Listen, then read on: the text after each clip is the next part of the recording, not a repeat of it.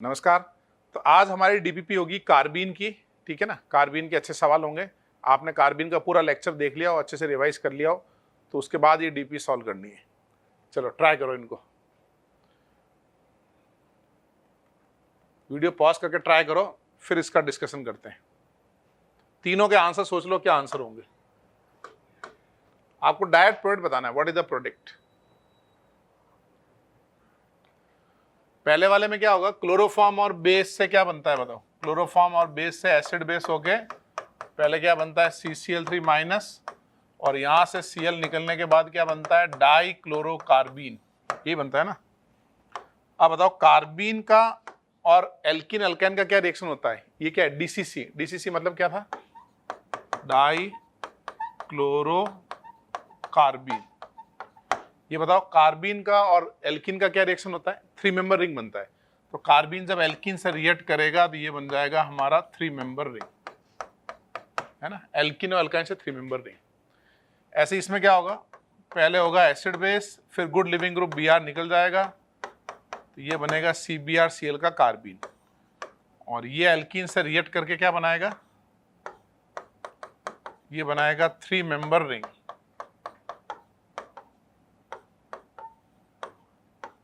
है ना। वैसे 2 प्रोडक्ट बनेंगे, अगर ये सिस है तो सिस देगा, और ट्रांस है तो क्या देगा, ये ट्रांस बनाएगा। थर्ड बताओ, थर्ड में क्या होगा, ये N2 निकल गया, N2 निकल के ये कार्बीन बना।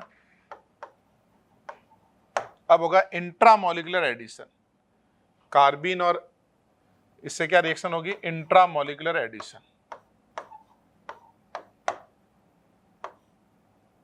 इससे बन गया हमारे पास 3 मेंबर रिंग, और ये बना C डबल बॉन्ड O। ये मैंने ये कार्बीन को, इस वैलेंसी को इस तरफ लाया और यहाँ एक 3 मेंबर रिंग बना दिया। 3 मेंबर रिंग के बाद क्या आएगा, CO। 3 मेंबर रिंग के बाद क्या आएगा, CO। इसको बोलेंगे इंट्रामोलिकुलर एडिशन। अब ये ट्राई करो।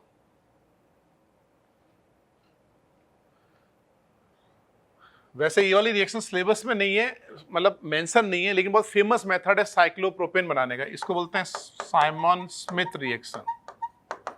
ये साइक्लोप्रोपेन बनाने का एक बहुत अच्छा तरीका है।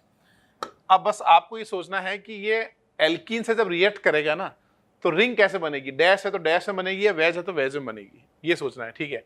तो पहले क्या होता है, इसमें अगर अपन जिंक डालेंगे, तो जैसे अपन रिग्नार्ड डालते हैं तो बनता है ना रिग्नार्ड रीजन, वैसे जिंक डालेंगे तो क्या बनेगा, ZnI। ये कार्बीन नहीं है, इट इज नोन एज कार्बिनोइड। एक और वेग टर्म है कार्बिनोइड। कार्बिनोइड इसलिए बोलते हैं कि कार्बीन जैसा बिहेव करता है, एक्चुअल में कार्बीन होता नहीं है, ठीक है। अब बड़ा इंटरेस्टिंग इसका मैकेनिज्म होता है कि जैसे मान लीजिए एल्कीन है, अगर हम आगे एल्कीन की रिएक्शन इससे करेंगे तो ये साइक्लोप्रोपेन बनाएगा। कैसे बनाएगा, ये पाई बॉन्ड यहां अटैक करेगा, ये सिग्मा यहां अटैक करेगा। इस पाई ने एक सिग्मा बनाया और इस सिग्मा ने यहां सिग्मा बनाया, तो साइक्लोप्रोपेन बन गया। तो I पे कौन सा चार्ज आया, पॉजिटिव, और जिंक पे कौन सा चार्ज आया, नेगेटिव, तो ये ZnI2 बना लेगा, है ना। ये ZnI2 बनाएगा। तो सेम टाइम ये बॉन्ड भी यहां अटैक करते हैं, तो इसकी एक बड़ी इंटरेस्टिंग टंगस्टन स्टेट बनती है। टंगस्टन स्टेट कैसे बनती है, डॉट डॉट डॉट, ये CH2, यहां रहेगा I,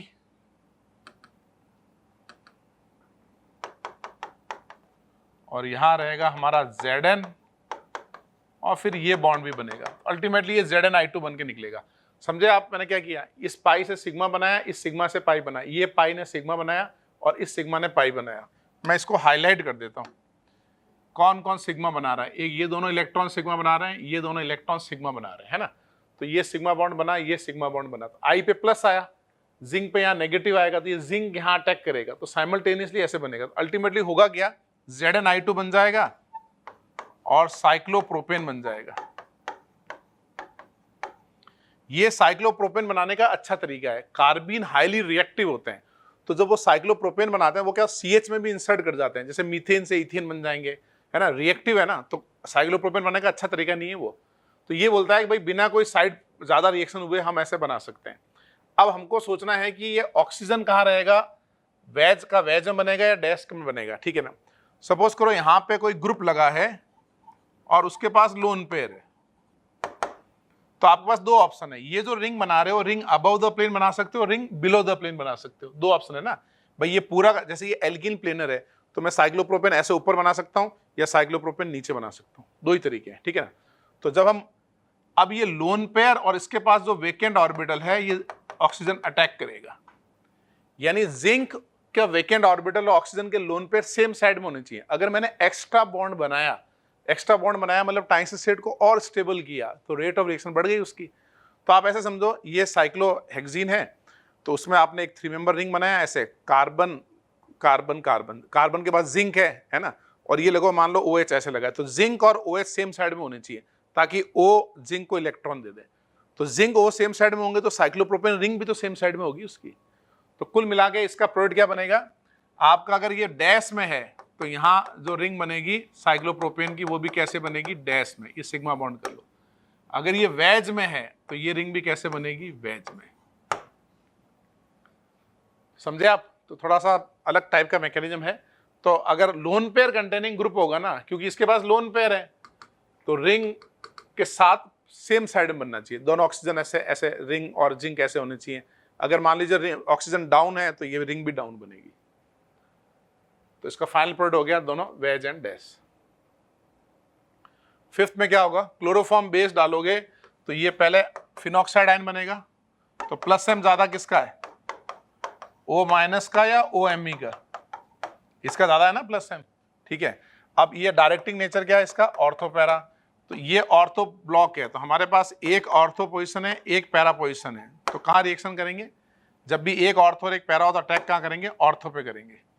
तो इससे क्या बन जाएगा हमारे पास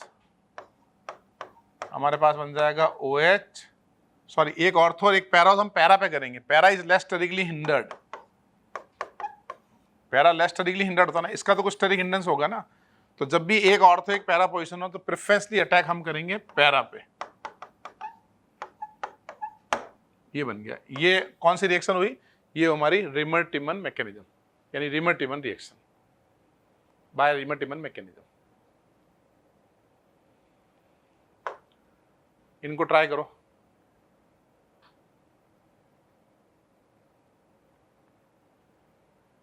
ऊपर वाला तो इजी है, ये प्लस एम लगा रहा है ये प्लस एच लगा रहा है, तो इसमें इलेक्ट्रोफाइल कौन होता है, रिमर-टिमन में कार्बीन कहाँ अटैक करेगा, प्लस एम के साथ, और लोन पेयर है तो इसका डायरेक्टिंग नेचर ऑर्थो पैरा है, पैरा तो ब्लॉक है, इसका मतलब ब्लॉक, ये ब्लॉक का मतलब क्या है, H की जगह दूसरा ग्रुप लग गया, तो इसका एक सिंपल रिमर-टिमन होगा और यहाँ लगेगा CHO और यहाँ लगेगा Me, है ना, रिमर-टिमन रिएक्शन लिख दिया।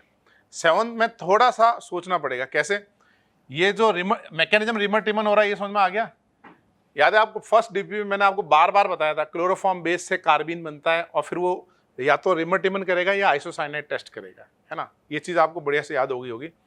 तो क्लोरोफॉर्म बेस से कार्बिन बनेगा, फिनॉल डेरिवेटिव है इसका, नेप्थॉल डेरिवेटिव है, मतलब रिमर-टिमन। अब ये प्लस एम लगाएगा तो इसके ऑर्थो पे अटैक हो सकता है, इस ऑर्थो पे हो सकता है और पैरा पे हो सकता है।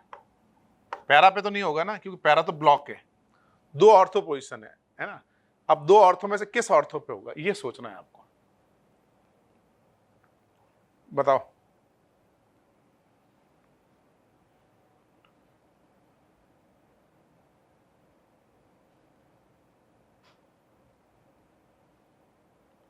दो ऑर्थो में से किस ऑर्थो पे होगा, आंसर देखने के बाद तो सब इजी लगता है।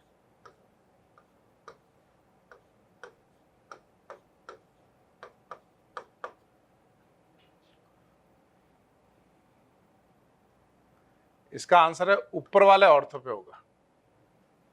अब ऊपर वाले ऑर्थो पे क्यों होगा, आप इसको फिनॉक्साइड आयन बना लो, इसका जब रेजोनेंस करोगे ना आप, तो आपके पास दो ऑप्शन है रेजोनेंस करने के, या तो मैं सिग्मा कॉम्प्लेक्स बना के समझाऊं या इसका रेजोनेंस करके ये कार्बन आयन बना, है ना, या फिनॉक्साइड आयन बना रेजोनेंस करके ये कार्बन आयन बना। और अगर मैं नीचे की तरफ रेजोनेंस करता हूं तो ये हमारा रिंग है और नीचे की तरफ रेजोनेंस करता हूं तो यहां बनेगा O माइनस रेजोनेंस करके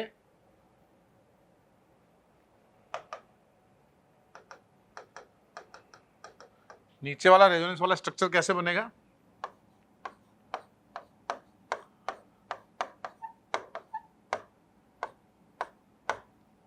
अब आप इन दोनों को कंपेयर करो और बताओ कि दोनों में क्या डिफरेंस है। समझ में आ रहा है मैंने ऊपर पे यहां अटैक क्यों किया? इस अल्फा पोजीशन इज डोमिनेटिंग। जब नेप्थॉल होता है ना तो एक अल्फा पोजीशन होती है, बीटा होती है। काइनेटिक्स कंट्रोल रिएक्शन में यानी रेट ऑफ रिएक्शन में उसकी अल्फा पोजीशन डोमिनेटिंग होती है। क्यों होती है? या तो अपन सिग्मा कॉम्प्लेक्स बनाए, एक्चुअल तरीका तो वही है, sigma complex stable sigma complex, या अपन ऐसे समझें इसमें रेजोनेंस किया तो एक बेंजीन मेंटेन है, इसमें तो आपकी बेंजीन ब्रेक हो गई और बेंजीन की रेजोनेंस एनर्जी कितनी होती है? -152 किलोजूल पर मोल। तो मैं ये समझाना चाह रहा हूं कि जब भी एक से ज्यादा बेंजीन रिंग हो, आप रेजोनेंस इस टाइप से करो कि एक बेंजीन कैसा होना चाहिए? हमारा मेंटेन्ड होना चाहिए। समझे आप? ठीक है ना? इसलिए, और या ऐसे समझो नेपथ्रीन में अल्फा पोजीशन डोमिनेटिंग होती है, नॉट बीटा। अल्फा वाला अटैक पे ज्यादा स्टेबल कॉम्प्लेक्स बनता है। इनको ट्राई करो।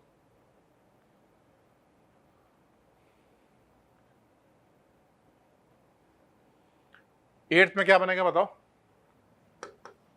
पहले एसिड बेस करेंगे, फिर गुड लिविंग ग्रुप निकल जाएगा, तो पीछे क्या बनेगा बताओ? क्लोरोब्रोमोकार्बीन, है ना? पहले एसिड बेस किया, फिर गुड लिविंग ग्रुप निकल गया, गुड निकल जाएंगे, पुअर रह जाएगा। अब ये कार्बीन अटैक करके फिर एक और गुड लिविंग ग्रुप निकल जाएगा, तो अल्टीमेटली क्या बनेगा इसमें? ये आपको मैकेनिज्म मैंने बताया था, इसका नाम है एबनॉर्मल रिमर-टिमन है। थ्योरी लेक्चर में आपको मैकेनिज्म देखना, वापस जाके देखो। वैसे होता क्या है कि पहले एसिड बेस, फिर एक लिविंग ग्रुप निकला, फिर 3 मेंबर रिंग बनेगा, फिर दूसरा लिविंग ग्रुप निकल जाएगा। तो पहले गुड निकल जाएंगे, पूर्व वहीं रह जाएगा, तो क्लोरोबेंजीन बन गया। 9th में कौन सी रिएक्शन हो रही है? ये तो 1 डिग्री अमीन है ना, और क्लोरोफॉर्म और बेस से क्या बनता है बताओ? Isocyanide test. इसका नाम है आइसोसाइनाइड टेस्ट।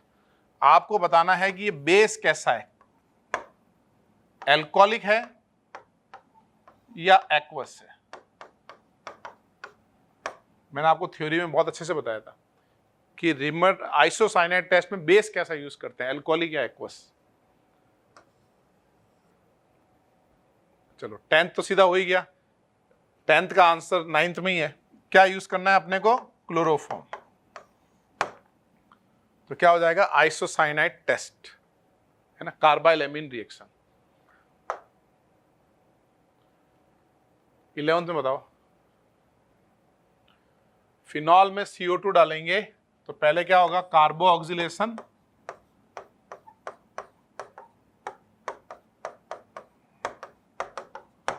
ये क्या बनेगा हमारा? Salicylic acid. फिर AC2O मतलब एसिटिक एनहाइड्राइड। इसमें आगे SNA होके क्या बन जाएगा? एस्टर।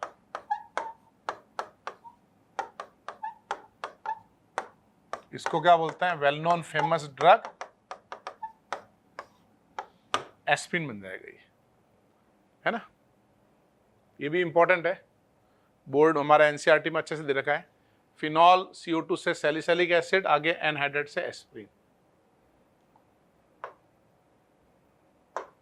चलो ये DPP हो गया। ये नाइट्रीन में कार्बिन में इसलिए डाल दिया क्योंकि यहाँ पे रिमर-टिमन में क्लोरोफॉर्म होता है ना, तो फॉर्मल्डिहाइड बन जाता है। CO2 डालोगे तो एसिड बन जाता है। रिलेटेड रिएक्शन है, इसलिए कॉल्बे स्मिथ रिएक्शन को अपन ये डिस्कस करते हैं। क्या नाम है इसका? कॉल्बे स्मिथ रिएक्शन, ठीक है। और एस्पिरिन के यूजेस भी आते हैं। क्या क्या यूजेस हैं एस्पिरिन के बताओ आप? याद नहीं है तो देख के बताओ कि एस्पिरिन के ये यूजेस हैं। मिलते हैं फिर आगे, ठीक है। वीडियो लाइक करना है, शेयर करना है, और दोस्तों को जरूर बताना है कि मेरे सारे लेक्चर यूट्यूब पे फ्री मिल रहे हैं, है ना, फ्री एकदम। तो आपको अच्छे से पढ़ना है और अच्छा लेवल का कंटेंट पढ़ना है, और मैं एग्जैक्टली वही पढ़ा रहा हूँ जो यहाँ कोटा में पढ़ाया जाता है ना। तो आप कोटा नहीं आ सकते और पढ़ना चाहते हैं और आप अफोर्ड नहीं कर सकते, तो आप मेरे फ्री कोर्सेज ये देख सकते हैं। Thank you. जय हिंद।